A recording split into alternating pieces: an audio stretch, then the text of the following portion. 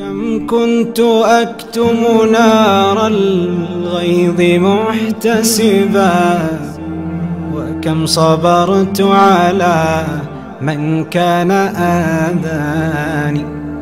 لي مبدأ في التغاضي لا أبدله إلا إذا ما تمادى الجاهل الجاني.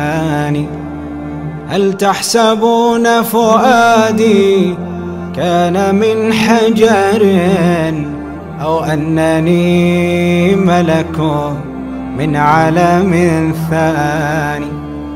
لي مثلكم قلب إنسان يطاوعني حينا ويخذلني في بعض أحياني.